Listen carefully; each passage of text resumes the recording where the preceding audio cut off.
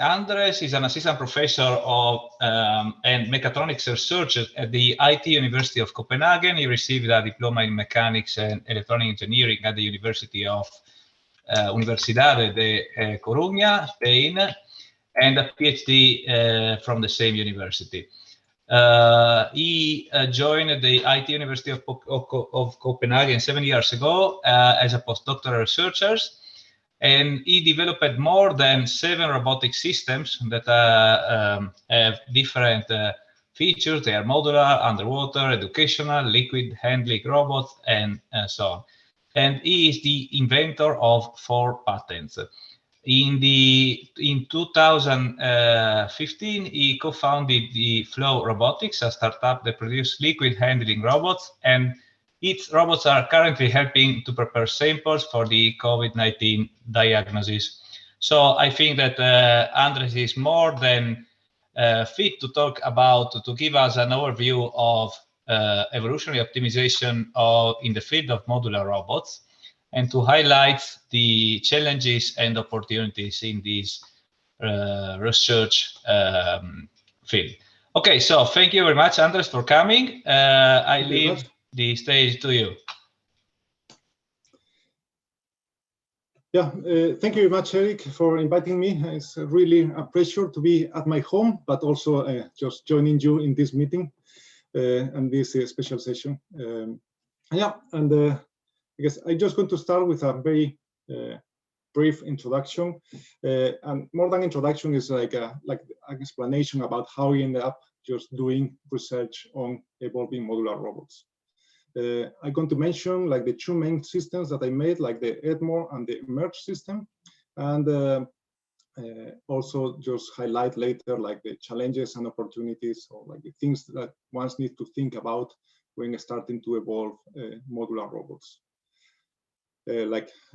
This evolution hardware, encodings, module morphology, sensors, or morphological development, and then just some brief conclusions. So let's start. And I want to start with a disclaimer.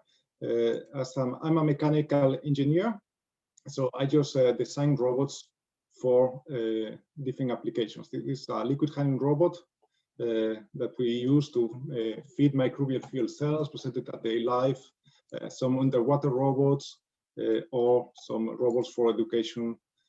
So in this case, this one here. But let's focus on the grid blasting robot. This is like a robot that I designed to clean the hull of the boats. So let's take a look about how I work. So first of all, someone gives me, I need to automate, or I need to solve this task, and the robot needs to work on this environment. And then in this case, it's quite easy. It's like grid blasting task on a hull of the boat.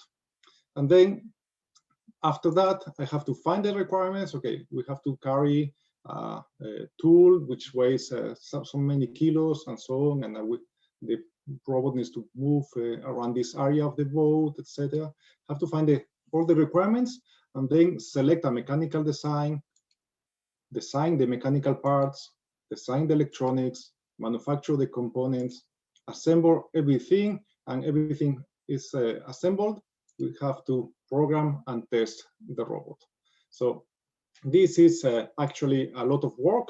So there are times, or there are conditions where this workflow is not the best one. For example, if we don't know the task a priori, think about we send some robot to Mars and we hope that it performs some task, but we don't know exactly which kind of task the robot has to perform. Or dynamic environments, thinking about like a shipyard, like the environment changes when you are building the boat, and you have to automate several tasks. They are like the task to automate, they change over time. So in this kind of environments, maybe our traditional workflow for building robots is not suitable because it's very time consuming and because we need to know the task a priori. So this is here where like modular robots are really good way of approaching this problem. In this case, modular robots, they just provide, they're like really autonomous devices that they barely do anything alone. but they have sensors, actuators, microcontrollers, or computational capabilities, communications, and connection phases. And this is like the last feature is the key. We can just combine these modules together to perform like a bigger robots or robotic structures.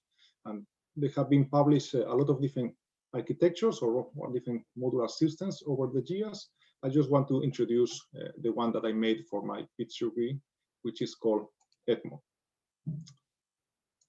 In EDHMOR, basically, we just want to build a modular robot. So basically, if we have a given task and an environment and a modular set of kit, we just need to choose the morphology or configuration of the robot. Then we can just choose the controller, assemble the modules, and build the robot. And the first point here is how to choose a modular set or a modular system. And this is like right now, I guess, there are several modular systems because each engineer decides its own modular system. And this is what I did. I just designed some modules which were heterogeneous. We had like 4 different kind of modules. Each module has only 1 degree of freedom, and all of them, they have several connection phases. So this one, the left one, is the slider. In this case, we can move this cube here, left and right, so it can slide around this beam. And it has like 5 connections on one end, 5 connections at the other end, and 4 connections on the middle cube here. We have also like telescopic modules, which can contract and expand, again with 5 phases at each end. Or we have like rotational devices or hinge devices. Apart from designing them, I just made an implementation of these modules. In this case, we have like the implementation for each of the modules. You can notice here, like they have like a lot of connectors, except the hinge. The hinge has only 2 connectors, and it can just have like different kind of properties. But let's focus or let's analyze what they can do alone. So this is like a rotational module. This is a telescopic module, and this is a slider module, and finally a hinge module. And also we designed like a base module, which is like a base with 16 connection phases, and it can also carry inside here some batteries to power the robots if we don't have to need a power cable. And in addition, provides stability for some morphologies. But as you can see, these robots alone can barely move.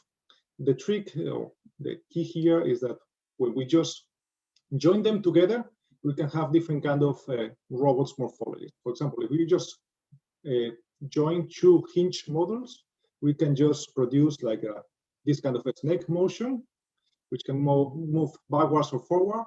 Or if we have like a telescopic module here, we can just attach a couple of electromagnets, and then we can climb over a vertical ferromagnetic surface.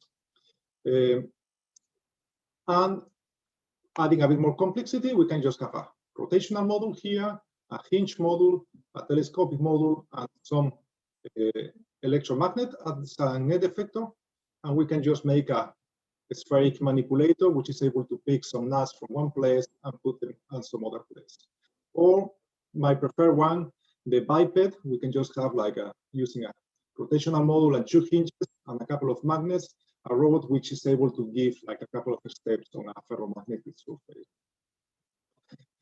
So we can build simple configurations or simple robots with these kind of modules.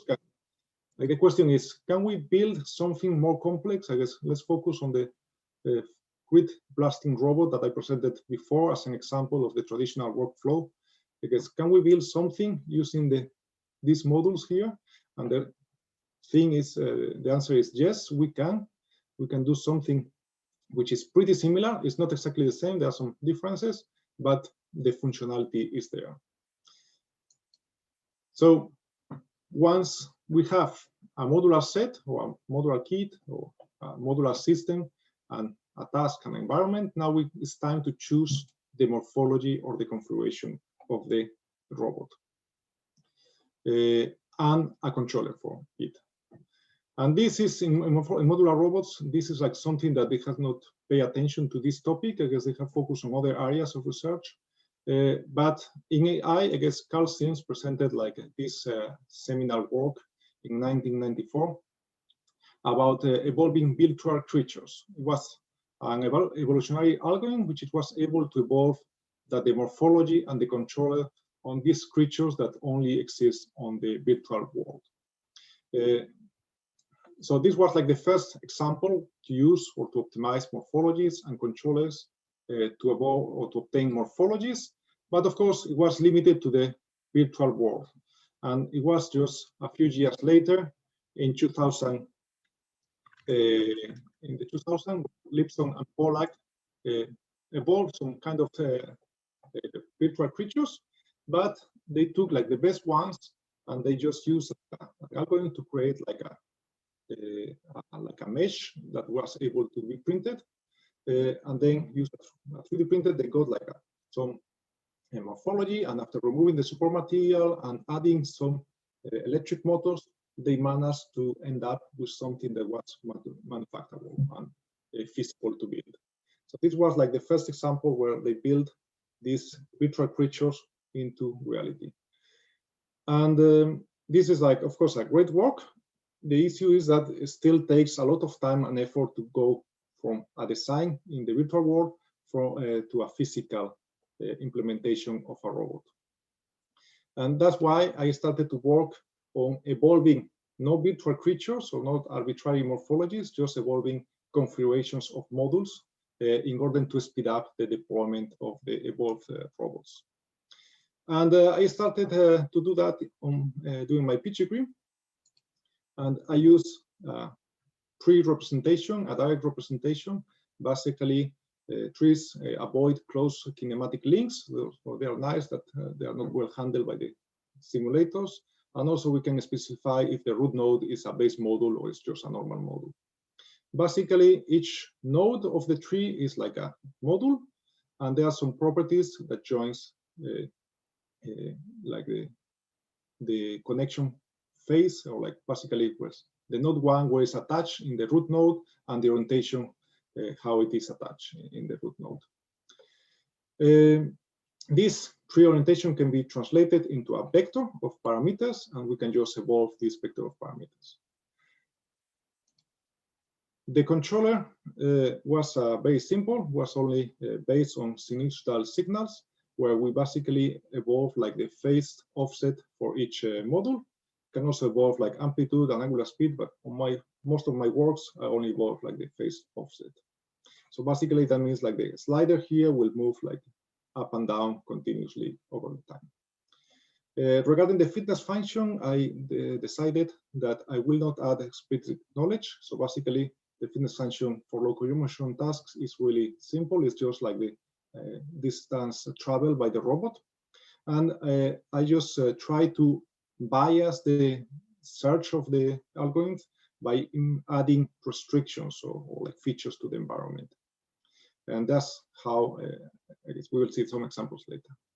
But I started just doing a very naive implementation. I just say, okay, let's take like a standard algorithms, and I just took like the differential evolution because I heard somewhere that it was very good for real world problems. But in the end, it was not a good choice because this discrete we have discrete parameters, so it's really not a good choice. Also, remember, we have to say that the mutations are highly destructive. Changing the type of a module affects its children. Imagine that you have like a slider which has like 3 children. If we mutate like the type of the module and we change like, okay, now instead of being a slider, you're going to be a hinge.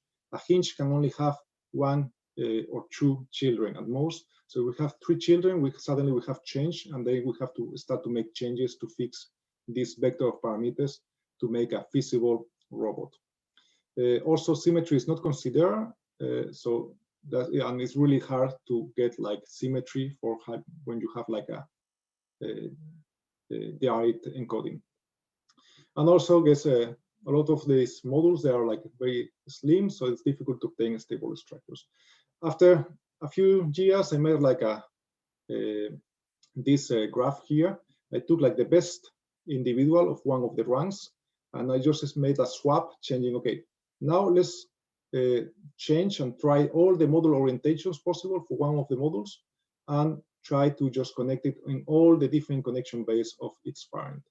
And basically, you can see here, there's just like this peak. There's like maybe a few other peaks in the other direction, but all of this is like a almost flat surface here. So this is like a really difficult to find. And think also that these are the discrete parameters. So basically, you don't have any gradient to go from here to here. Even if they are very close on the search space, it's really difficult to jump because you don't have information. So in any case, when you have like a very small amount of models, you can have like some good solutions, even just using this naive implementation. And this is one of my first results. I was really proud of this guy. This was say, oh, we can just really get like something moving and forward instead of a lot of models barely moving on the floor. Unfortunately, I guess, as I say, as soon as we just increase the maximum number of models that we are evolving, this algorithm is not able to scale well. So in order to address this problem, I just started to make I took a different approach, and I started to make an ad-hoc algorithm, which was based on a constructive, using a constructive approach. Basically, I started to use specific mutation operators. We'll see them later, but also including an operator which adds symmetry to the robot. Also, I had like intuition that the crossover was also very, very destructive, so I just removed it. And I decided that the first population, like the random population, will start with the smaller structures and will increase the number of modules over time. And also force like, okay, let's use a base module, and this is a big flat module, and it will provide like some stability at least in the beginning for to find something interesting. And the main idea, and I think the key here is that also say, okay, and we need to force morphological innovations, as some of these morphologies are seeing all over the time. We have to just have like a way of forcing morphological innovations. And this is how it looks like. I guess we just create like a random population of 3 modules at the beginning, random, completely random population. And then we go through a series of phases. The first one, usually 2 phases of growth, where we just add 1 module to the robot. We try a couple of modules, adding different modules at different places, but we keep this module even if the performance is lower than the original robot. And this is like one of the keys. And then we try to make or improve that robot with a new module by just changing or mutating the morphology, by changing like instead of changing where the modules are connected and how the modules are orientated, but not changing the type of the modules. Then after that, we go through a control adaptation phase where we just mutate the controllers. And then we have like a pruning phase where we just remove, we just make cuts, or cut like the robot at different points and remove a couple of modules or a couple of limbs. And we test if the robot without those modules or those limbs performs better than the old one. If it performs better, then we just delete those modules. If it doesn't perform better, we just put them back again. And in the end, we have also a replacement phase where we just remove like some individuals and we replace them with random individuals to keep like the diversity. And also we just replace some of the individuals with symmetry mutations of the best individuals, trying to just add symmetry here in these robots. And as you can see here, like the green line is like the number of modules, or like the median, the mean number of modules in the population, and goes at the beginning, increases, gets stable, decreases a bit, increases because we are forcing adding modules, then it stays stable because we are mutating morphological parameters or the controller, and then decreases when we prune the robots. And the pruning phase, it gets like bigger, or like we start to remove more modules as soon as the modules, the robots get bigger. And so also notice that as soon as when we add modules, like the average fitness decreases, but then it just increases again as soon as we start to mutate the controller and the morphology. And of course, when we remove like the modules which don't contribute to the fitness. I just made a couple of tests. I have to say that they are not very fair because we are comparing like standard off-the-shelf methods like differential evolution and the CMAS with a discrete problem. So they perform really, really bad, and my constructive approach works quite well. We have to see some of the results, I guess, that I obtained. I guess these are like the white box is like the base, and then we have like the telescopic actuators, hinge actuators, sliders, and we get like a lot of robots which are able to move forward by dragging the base. I say, okay, let's try to influence this. So I guess if we want to avoid that the robots do not drag the base, maybe we have to add like some obstacles, and then we can influence and bias the search, and then the algorithm's outputs produces like robots which are more able to kind of walk over the rough terrains, and also sometimes with some symmetry in there. One of the most interesting ones is like this one that I got here. It's like a robot which is able to roll forward by just using some sliders, translating linear motion into rotational motion. A couple of other tests, like some maybe if we want to keep like the base level, we can just have like a payload, and we stop the simulation as soon as the payload falls. So this just forces the robots to keep the base completely leveled. And a lot of symmetry, it just appears here. So in this case, like these two limbs are like completely symmetric. Other tasks that I tried is also like painting robots. Like we have like this task of painting this big wall, and most of the robots manage to balance the load of the two sides in order to like the robots to be able to be moved and be able to have enough torque to move the motors. Okay, but once we have evolved the morphology and the controller, now we have to assemble the robots and build them manually. So this is what we show here. First, maybe with some painting robots, we have like this robot here. And we have like something that is very similar in reality. We can also have like build some of the walking robots in this case.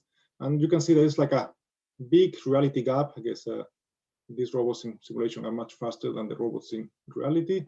And this is also because like I didn't use exactly the same details of force and speed for the robots in the simulation than in reality, because I just work on these two topics at the same time.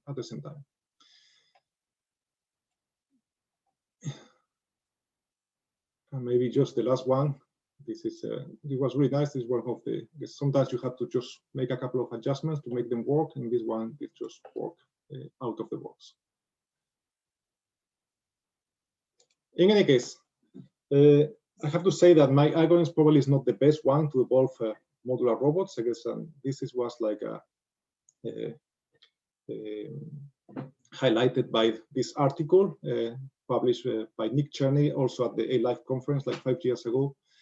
Where he discovered or discussed like how most of when you evolve morphology and control, a lot of the time you have like a premature convergence of the morphology, and then you end up just optimizing only the controller.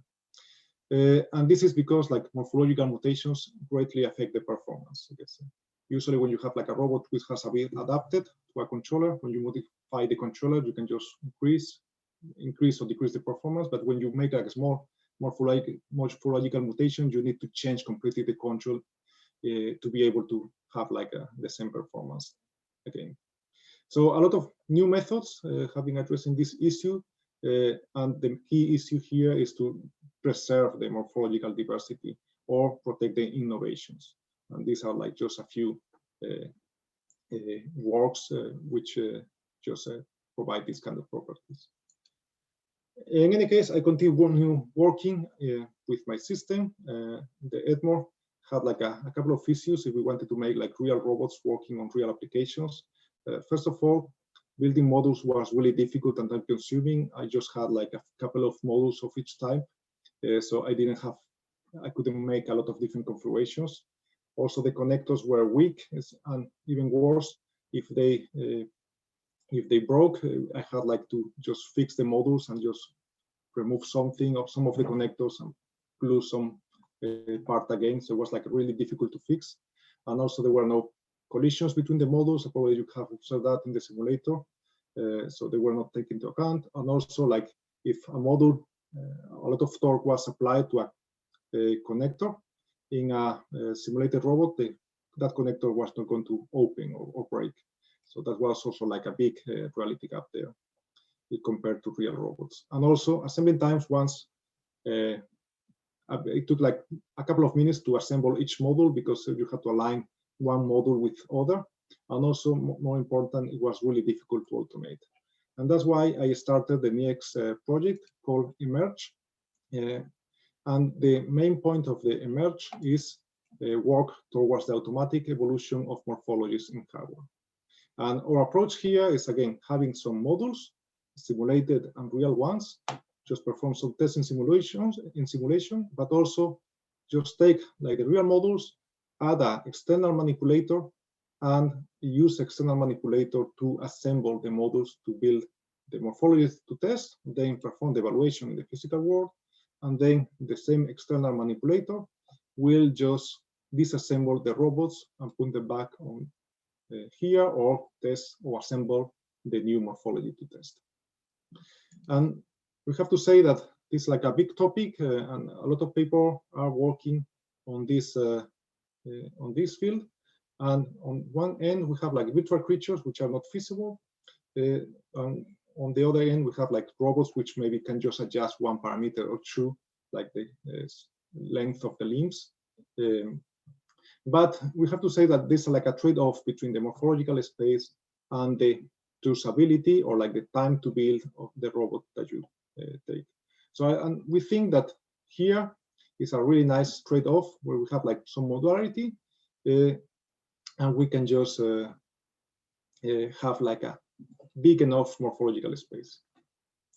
We have to say that also like a common question that we have is like, okay, but there are also like self-reconfigurable robots. There are modular robots which can change automatically by themselves from one morphology to another.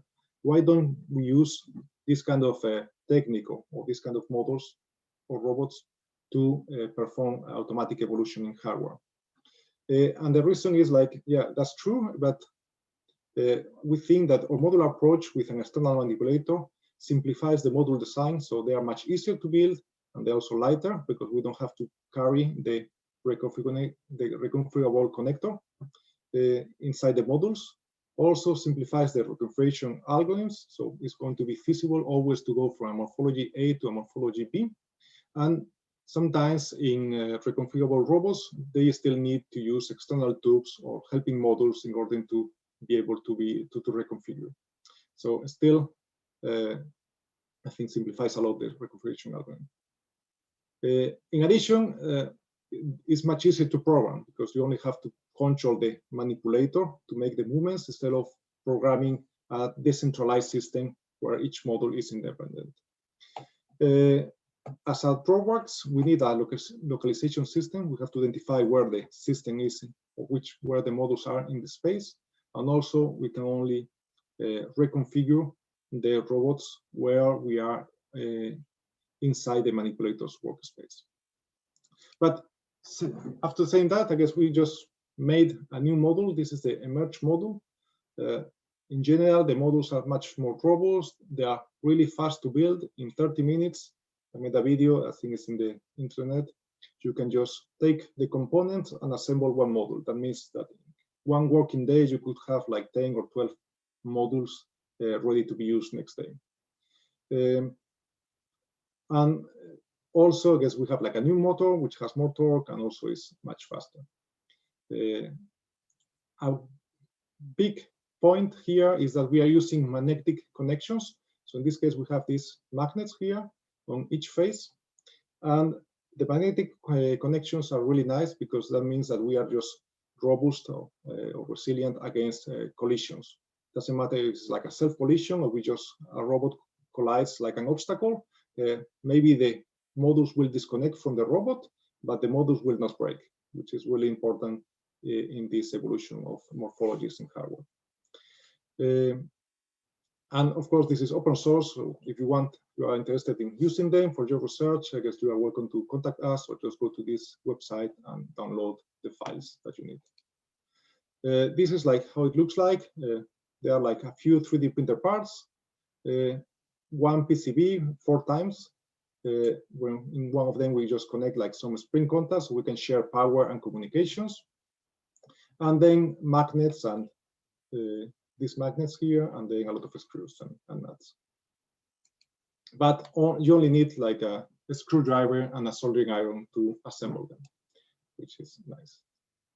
The modules, I guess we only have now one module. I guess we have to, instead of having 4 different ones, we only have one active one, which is this one, which can rotate around this rotation axis here, and with 4 faces, like 3 on one side and 1 on the other one.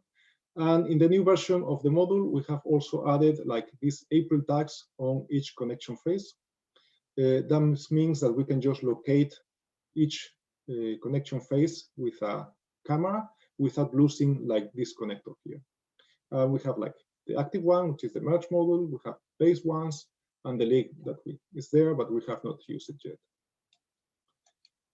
So the first thing that, or one thing that we tested is like assembling robots manually. We have made a VR helping system where we just using a handheld camera, we can just check and say, okay, where this module goes, and then you can connect the modules and just build your robot as your chromosome or genotypes specifies, and has like these markers here, which are green when the module is at the current position and orientation, yellow when we are maybe not so sure, and red when they are in, and when the correction is way off position. And then we tested this with building 30 different robots or 13 different morphologies, and we just find like the assembly time, of course, increases with the number of modules in the robot, but it's around like 2 or 3 minutes for each robot using this system. We have also made extensive tests. We just made like 13 independent runs. We just took like the best evolved robot for each run, and we tested that robot. We built it in hardware, and we tested it 5 times in the hardware. And these are these real ones in orange color.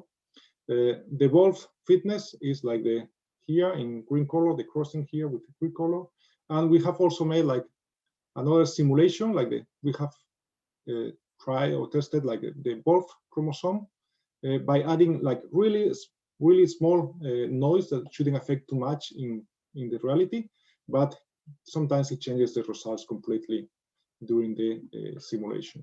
So if we can see here, like sometimes, as in here, we have like the simulated with noise, they are very close to the evolved value, and in reality we get like a lower performance, but it's still more or less acceptable. So there's like some small reality gap here. While in others, like in here, in this individual here, we have like the evolved robot was like really high, was like the highest robot that we got, but almost all the simulated values were like below. As soon as we put like noise, this just decreases a lot, the fitness decreases a lot, and all of the real ones were 0 or almost 0. And this is probably because like one of the links just was not able to hold the torque, and then it just disconnected. And then once it's disconnected, it doesn't move the robot anymore. So these magnetic connections, they are nice for robot evolution, but also just I think increase the reality gap in the system. So some of the robots that we managed or that we built, these ones, we just get like this kind of behaviors where just oscillate the modules from one side to another to get like a forward motion. We get like yeah, this is quite similar to the previous one. But sometimes like evolution surprise us, and this is like, I think this is one of my preferred ones, and we can find like a kind of a snake-like behaviors, even when you have like a big flat base here.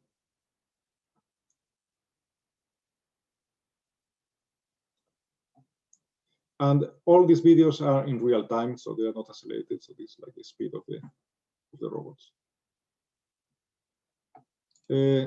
Maybe some more. I guess this is like a robot which has this big limb here, and this connection here is not able to resist the torque, so it just breaks.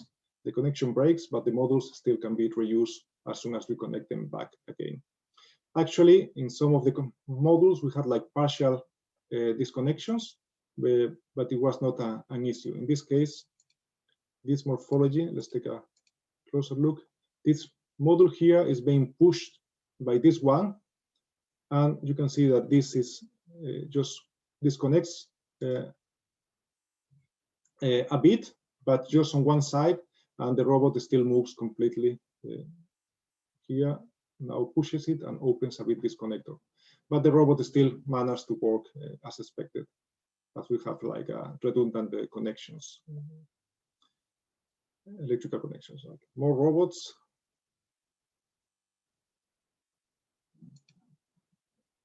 Yeah, different kind of crazy morphologies.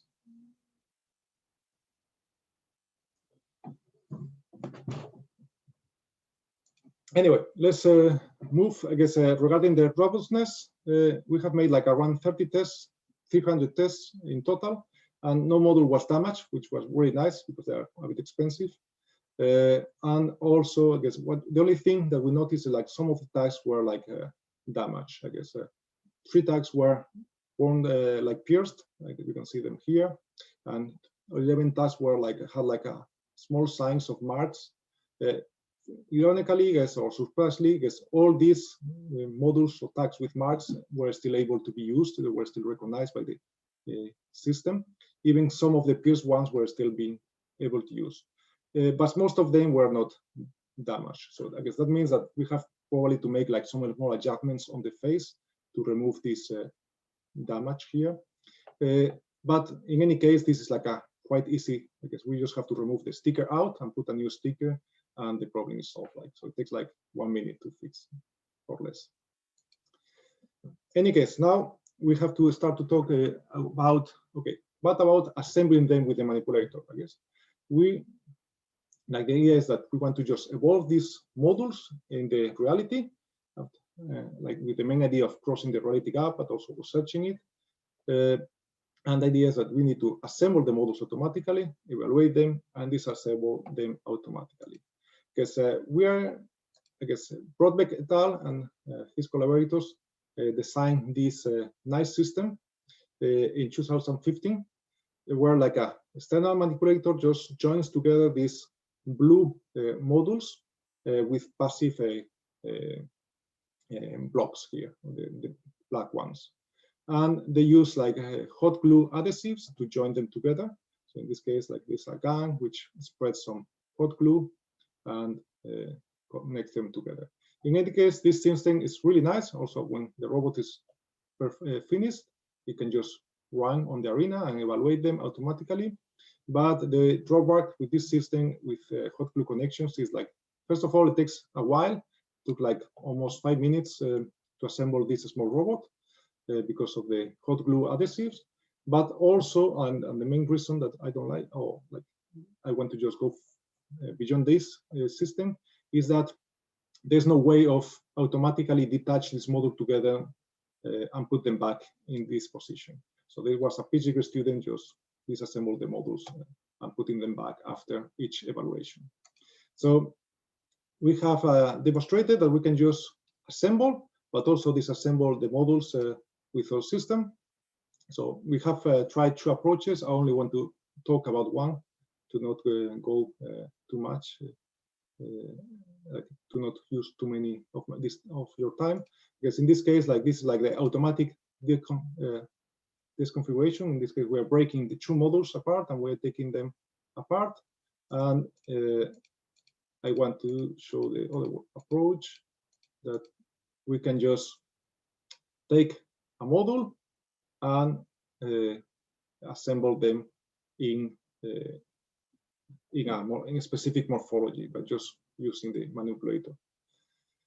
And in this test, we're done with an old system. You can see these markers are not the same; they are not April tags, and this tests were done with the old modules, so we couldn't just have like the localization system.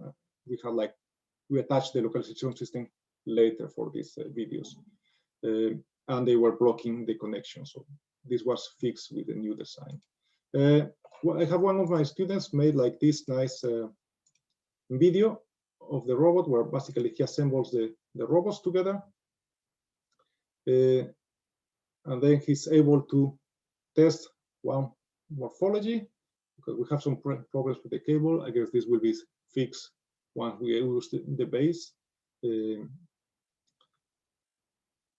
And then once we finish the evaluation, we can just reconfigure the models in a different morphology.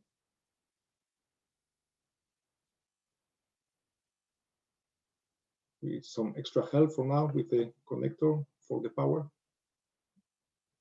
And once they are connected in a new morphology, we can just evaluate them again, and then we can just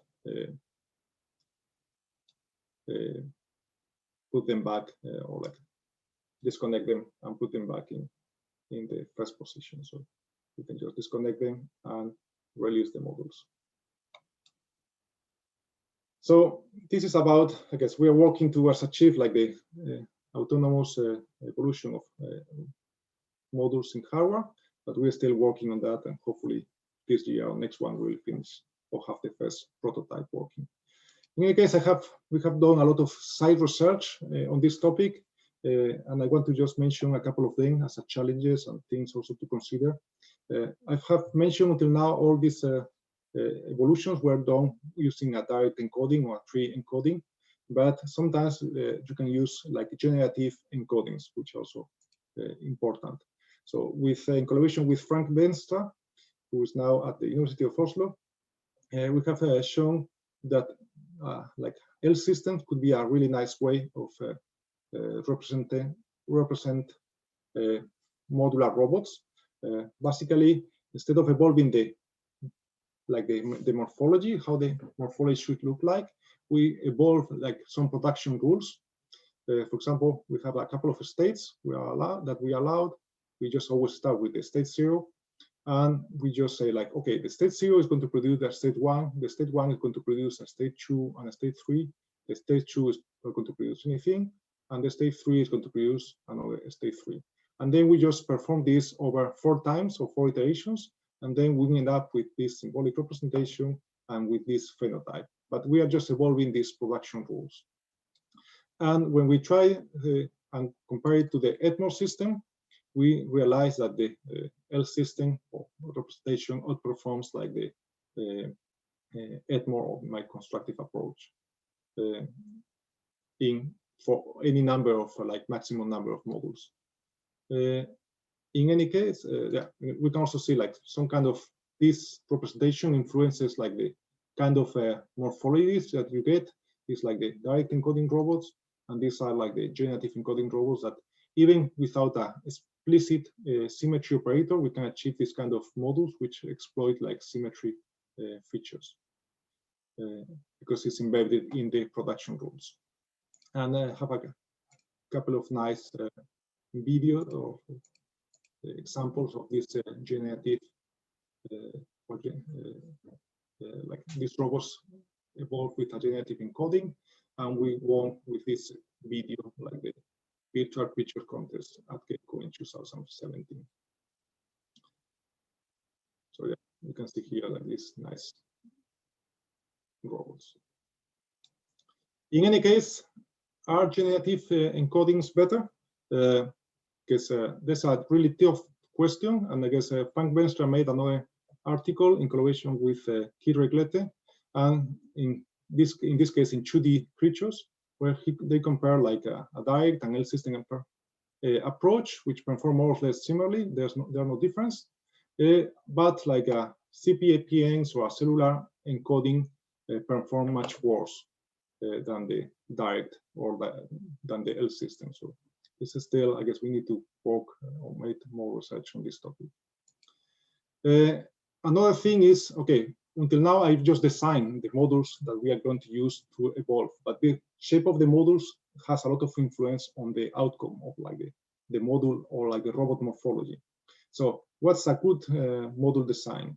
And to answer this question, I made like a collaboration with Rio and others. Like I just took like a merge module and we started to remove some faces to the module, and then we just basically evolve different kind of robots with these modules, and we get like, of course, different robots. But intensely, I guess we got like some robots. This type 2 robot or module is and this type 3 module. They just obtain more or less the same fitness, even they have like the same number of faces. But the type number 4 and type number 5, they only have like 2 faces each. But type number 5 is much worse than the type number 4. So that means that the module design can influence a lot the outcome of your system. And also more interestingly, I guess the hinge, this kind of modules produces better results, or at least in fitness, than the one that we designed, which was the type number 1, like the normal emerge module. So this, of course, reduces the search space, but makes easier to find like solutions in the or good performing solutions. We have also made a couple of other tests, like we have just tried to increase the length of the modules, and then different kind of merge modules with different lengths, with different bases. And basically the result says like, okay, as soon as the modules go like further, like the length of the module is very big, like 4 or 8 times, like the performance drops drastically.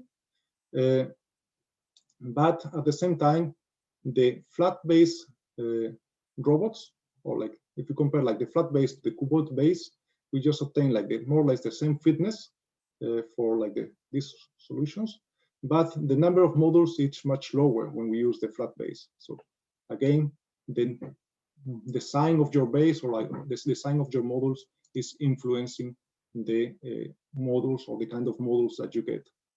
So again, with cuboid, these are some of the results with the cuboid base and the flat base, and always also with, as soon as you extend the length of the module, like you will start to have like this kind of chains in the robots.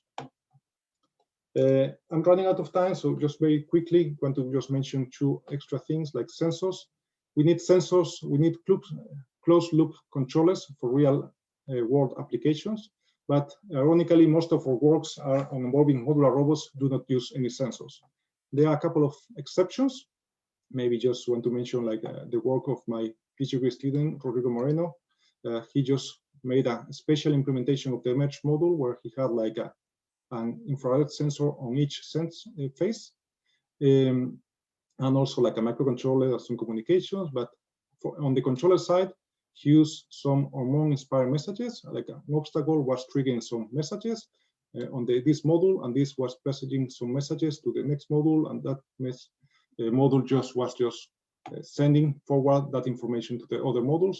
But there was some attenuation on this message, and then those messages were introduced into a decision mechanism, which was an artificial neural network, which has like 4 outputs. And this neural network is always the same for each of the modules.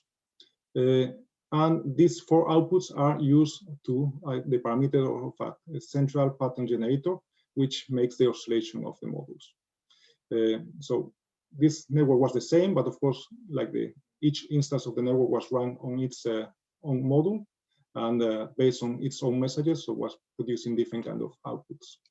And the results were not spectacular, but I guess we managed to coordinate the modular robot, and in this case, this is an example of the modular robot This is like 6 times the isolated the video, but when we test this in the real robot, this robot is able to reach this point here when we put like the sensors into place, and is not able to reach this point when we don't use the sensors.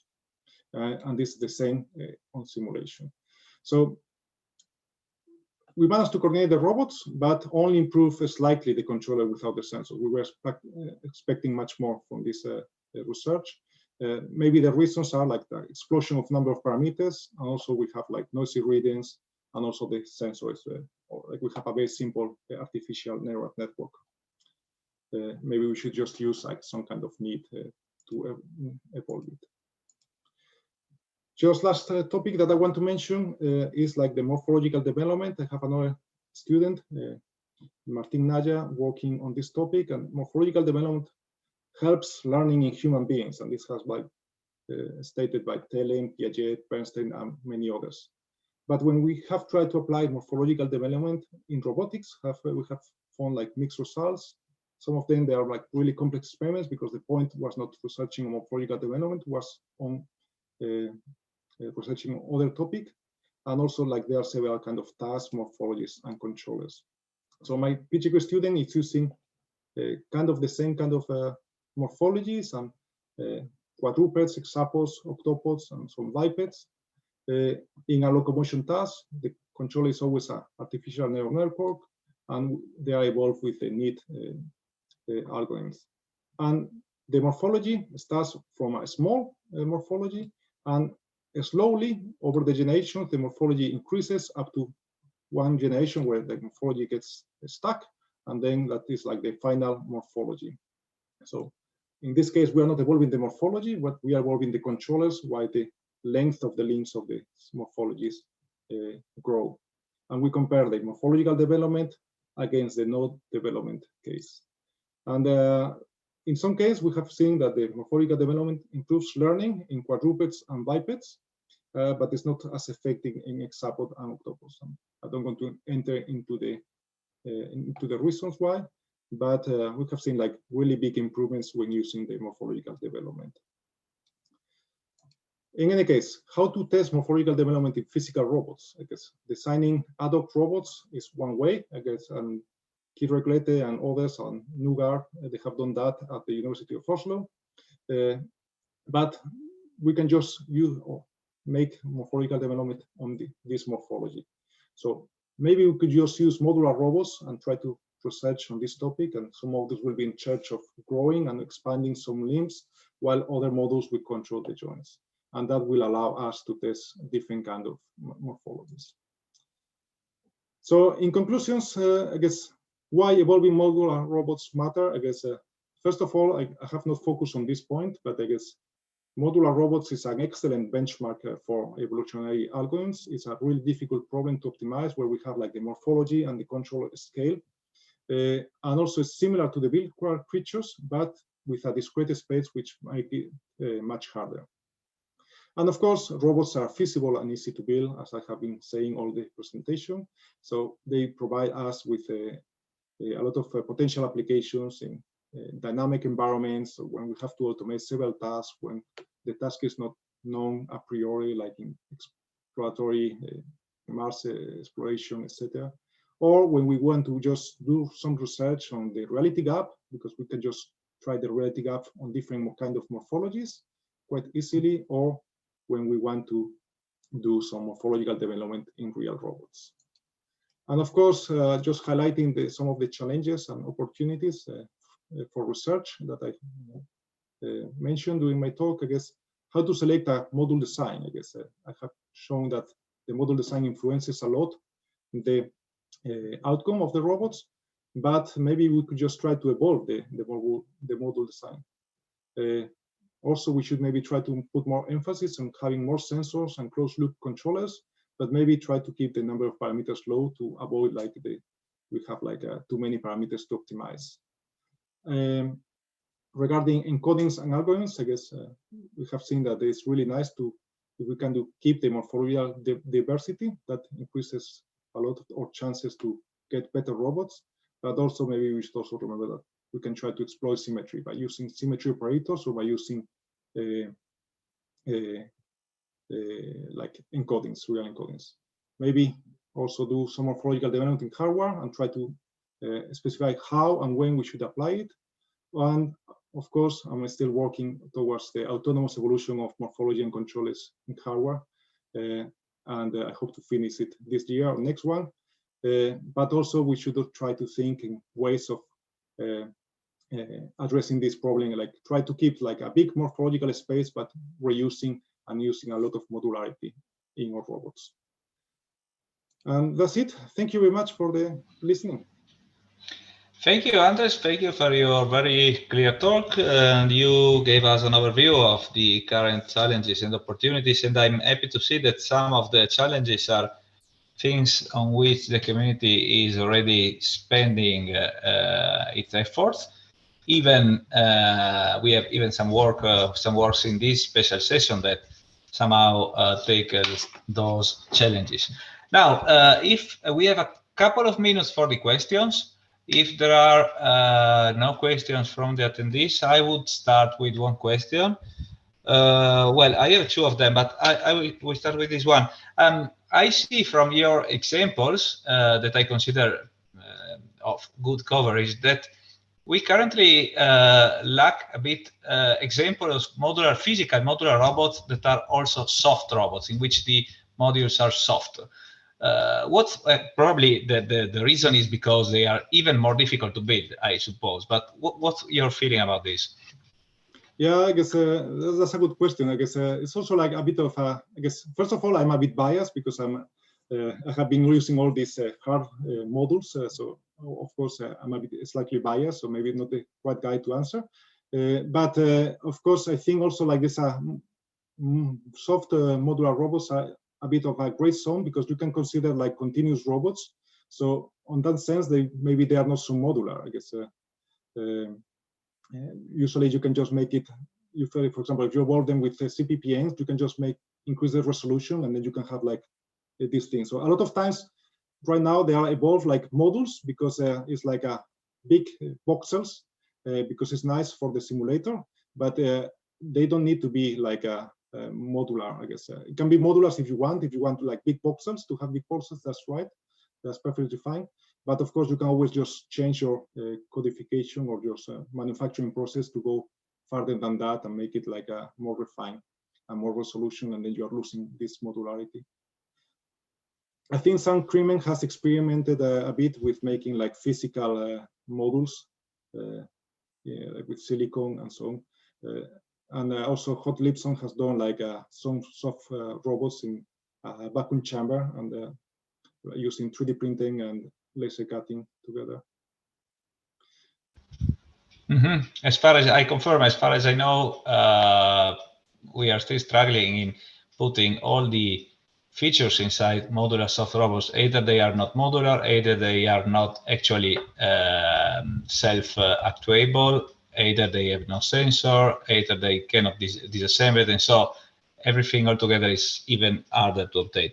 I have a last question, maybe with a brief answer. What's your prediction for the time we need to have a fully automatic optimization loop in hardware? So build, assembly, disassembly, test, and let's say apply variational operators and so on. Fully automatic. Like the time that we need to finish the work, or like the time that we need to evolve at the time that we need to have the tools for doing that, at least in our research lab.